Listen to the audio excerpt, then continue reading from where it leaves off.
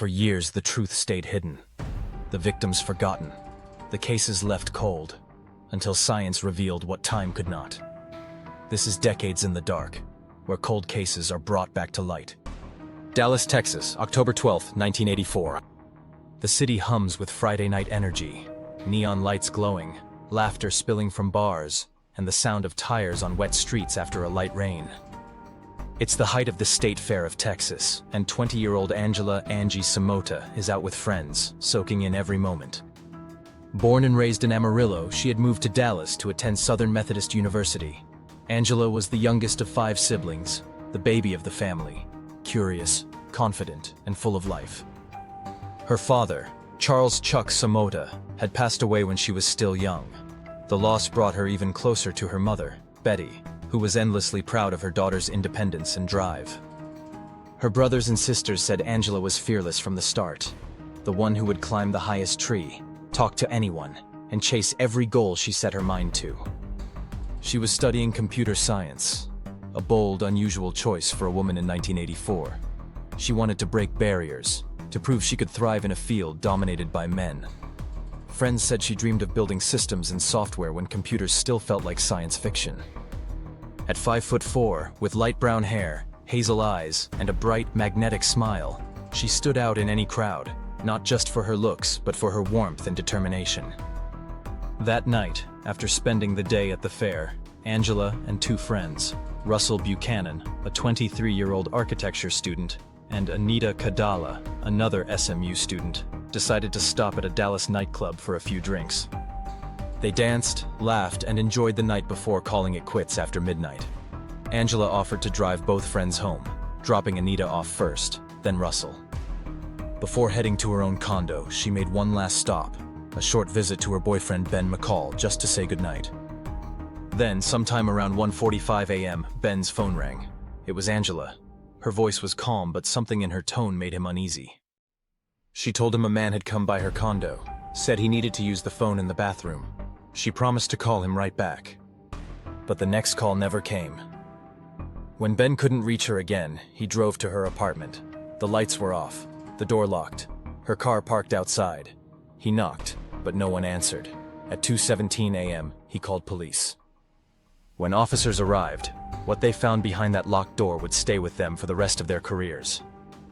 And one of the people waiting for answers in the days that followed, her former college roommate and close friend Sheila Wysocki, would one day become the woman who solved her murder. Angela's apartment was dark and quiet. The front door showed no sign of forced entry, confirming what she'd told her boyfriend on the phone. She had let the man in herself. Officers moved through the small living room. A lamp was knocked over, cushions slightly displaced, signs of a sudden struggle. Then they reached the bedroom. Angela lay on her bed covered in blood.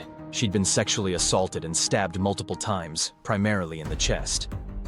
Her nightstand drawer was open, as if she'd reached for the phone or something to defend herself before being overpowered. Sheets were tangled and streaked with blood, showing a violent, frenzied fight. There were no fingerprints, no forced entry, no robbery. But detectives recovered one crucial clue: semen evidence left by her attacker. They sealed it carefully, even though DNA testing was still years away.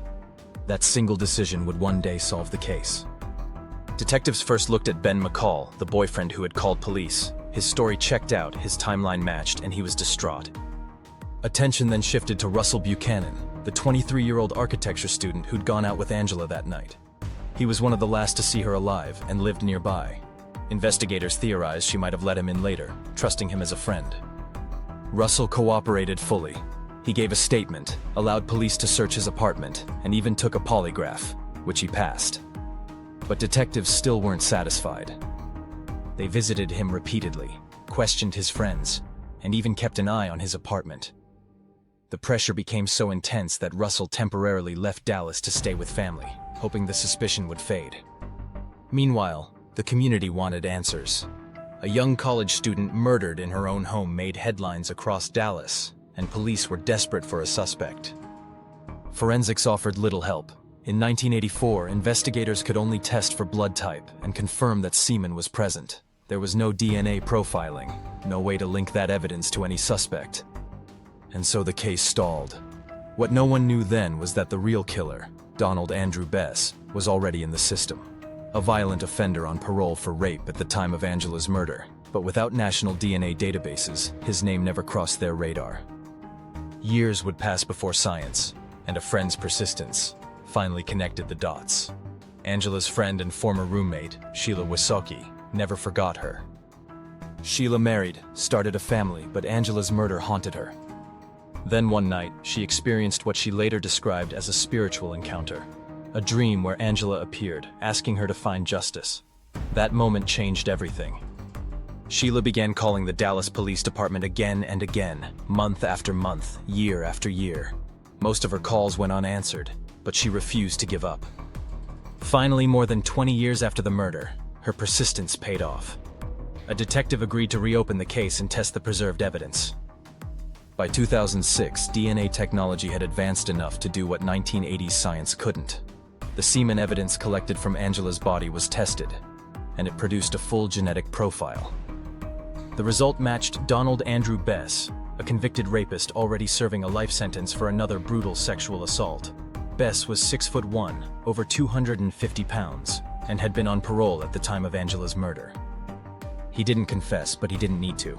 The DNA spoke for itself.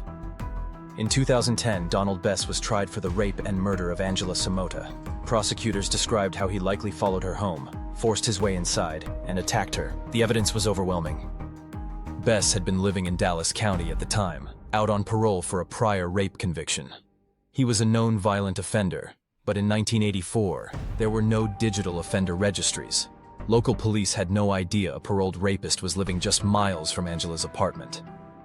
During trial, prosecutors said Bess was likely prowling for victims that night. There was no evidence he knew Angela. It was a random, opportunistic attack. He never confessed. Not during questioning, not at trial, not even decades later on death row. When given the chance to explain himself, he said nothing. After less than 2 hours of deliberation, the jury found him guilty. Bess was sentenced to death and sent to Texas death row, where he would spend the rest of his life. For Sheila Wysocki, sitting in that courtroom, it was both an ending and a beginning.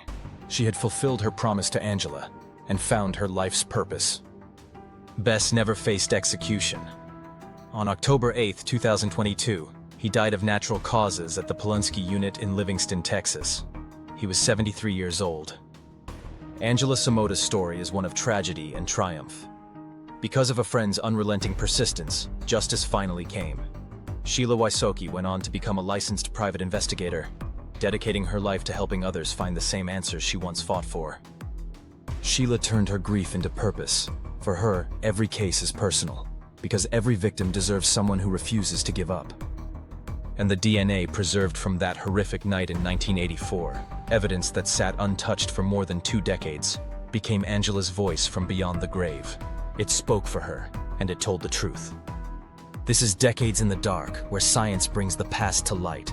Subscribe for more stories where justice never expires.